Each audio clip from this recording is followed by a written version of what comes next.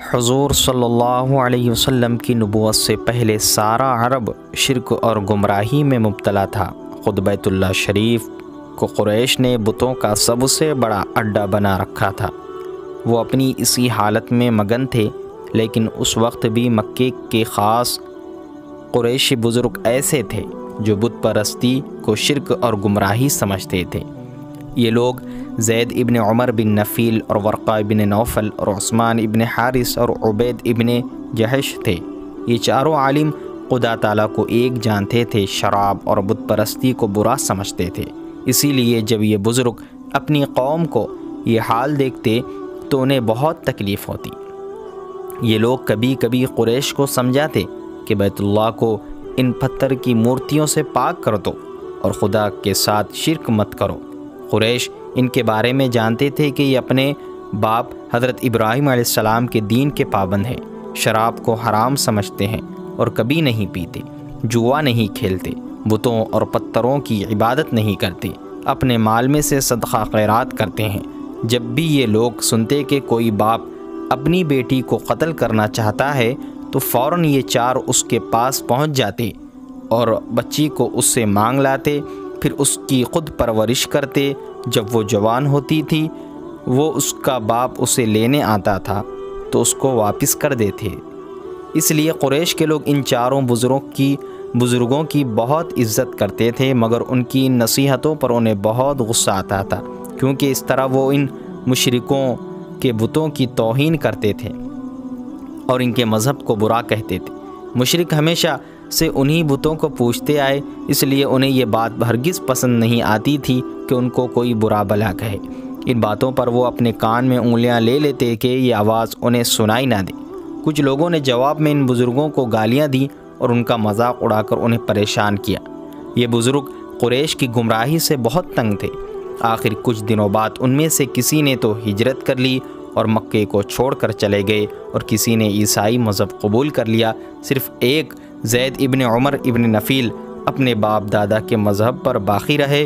وہ کعبے کی دیوار کے پاس بیٹھ کر کہا کرتے تھے، اے اللہ، اگر مجھے معلوم ہوتا کہ عبادت کا کون سا طریقہ تجھے سب سے زیادہ پسند ہے تو میں اسی طرح تیری عبادت کرتا، لیکن افسوس مجھے وہ طریقہ معلوم نہیں۔ اور وہ اس کے بعد دونوں ہاتھوں سے اپنا چہرہ ڈھانپ کر سجدے میں گر جاتے۔ قریش نے اپنے ان بزرگوں کا مذاق اڑایا اور انہیں گالیاں دی، کیونکہ انہوں نے کہا تھا کہ قریش گمراہی میں ہیں، ان کے عقیدے غلط ہیں، لیکن وہ لوگ نہیں جانتے تھے کہ انہی میں وہ نوجوان جو سب کے دلوں پر گھر کیے ہوئے ہے خود بھی ان چاروں بزرگوں جیسے عقیدے رکھتا ہے، یعنی ہمارے پیارے نبی رحمت للعالمین حضرت محمد مصطفیٰ صلی اللہ علیہ وسلم۔ اس وقت تک آپ پر وحی آنی شروع نہیں ہوئی تھی، مگر آپ اپنی قوم کے عقیدوں کو نہیں مانتے تھے، بلکہ تنہائی میں بیٹھ کر خدا کو یاد کرتے اور دعا کیا کرتے کہ خدا آپ کو سیدھا اور صحیح راستہ دکھا دے۔ وہ جگہ جہاں حضور صلی اللہ علیہ وسلم تنہائی میں بیٹھ کر عبادتیں کرتے تھے، مکے کی شمالی سمت میں مکے سے تقریباً 2 کلومیٹر کے فاصلے پر تھی۔ یہ غار تھا جس کا نام غار ہیرا تھا۔ آپ یہاں لمبے لمبے دن تک تنہا گزارتے، سکون کے ساتھ اس عالم کے بنانے والے کو یاد کرتے۔ ہر سال جب رمضان کا مہینہ آتا تھا تو آپ سب سے الگ تھلگ اس غار میں جا کر بیٹھ جایا کرتے تھے۔ وہاں نہ تو لوگوں کا شور و غل ہوتا اور نہ کوئی ہنگامہ ہوتا، اس لیے آپ اطمینان سے غور و فکر میں ڈوبے رہتے۔ آپ کے پاس تھوڑا سا کھانا ہوتا تھا، یا جو ہوتا آپ خود ساتھ لے آتے تھے یا گھر والے آپ کے پاس پہنچایا کرتے تھے۔ آپ اسی تھوڑے سے کھانے پر گزر فرمایا کرتے تھے۔ اس طرح آپ کے دن اور آپ کی راتیں گزرتی تھیں۔ آپ سوچتے رہتے اور جہاں حق اور سچائی کو دیکھتے اس کی طرف جھکتے، اور جسے برائی سمجھتے اس سے پرہیز فرماتے۔ آپ سوچتے کہ جس عالم میں آپ زندگی گزار رہے ہیں اس کی حقیقت، اس کی حیثیت کیا ہے، اس کا راز کیا ہے۔ آپ چاہتے کہ یہ پردے سامنے سے ہٹ جائیں اور حقیقت کھل کر سامنے آ جائے۔ اس کے بعد کئی سال گزر گئے۔ رسول اللہ صلی اللہ علیہ وسلم کے رات دن اسی طرح گزرتے۔ تھوڑے تھوڑے وقفے سے آپ کئی دن کے لیے غار میں چلے جاتے۔ جب رمضان کا مہینہ آتا تھا تو آپ پورے مہینے کے لیے وہیں گوشہ نشین ہو جاتے اور پھر مکے واپس تشریف لاتے، بیت اللہ شریف میں جاتے اور کعبے کا طواف فرماتے۔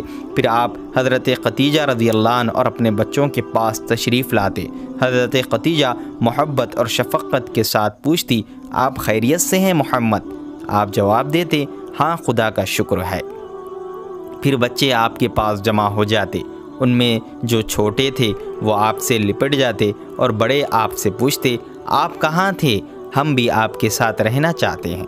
آپ ان کے ساتھ بہت پیار سے پیش آتے اور بڑی محبت اور ان کی باتیں سنتے اور جواب دیتے۔ آپ جتنی دیر اپنے گھر والوں کے ساتھ رہتے، یہ وقت سب کے لیے نہایت خوشی اور مسرت کا ہوتا تھا۔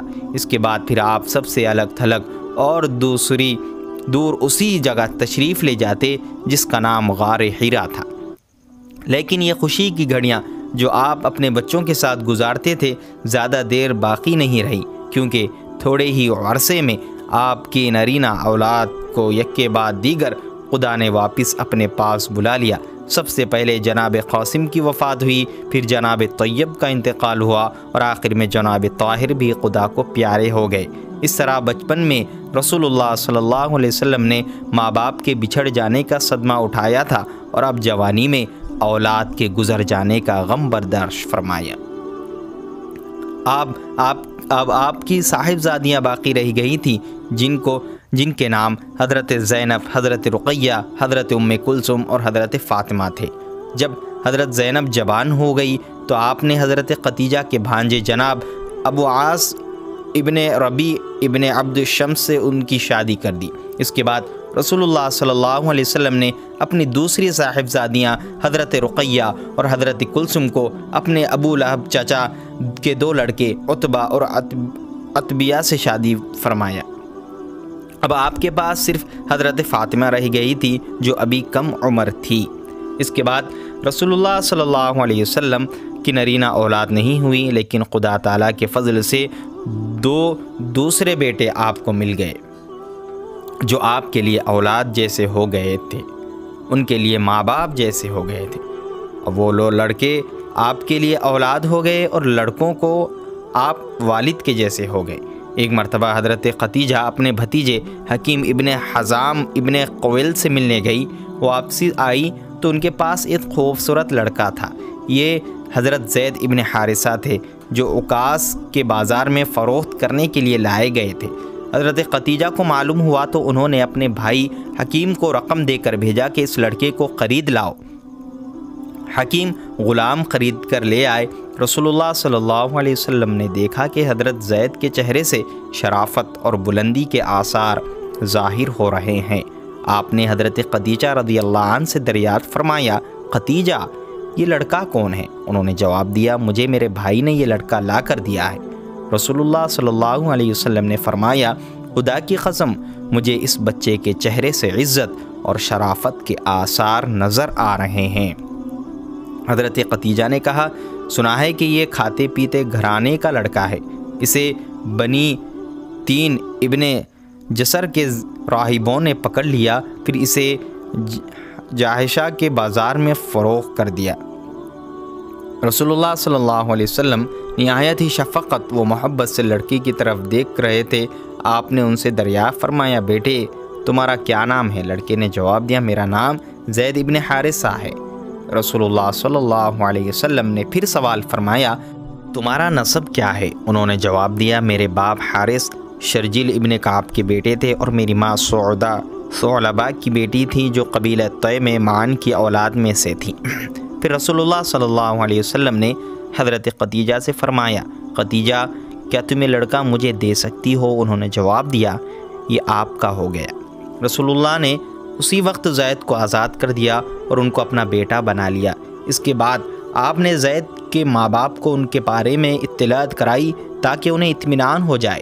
اس اطلاع کے کچھ عرصے بعد ہی زید کے والد اور ان کے چچا رسول اللہ صلی اللہ علیہ وسلم کے پاس آئے اور آپ سے کہا کہ لڑکے کو ہمیں دے دیجئے۔ رسول اللہ صلی اللہ علیہ وسلم نے فرمایا، اگر اس کے علاوہ ایک اور صورت ہو؟ انہوں نے پوچھا، وہ کیا؟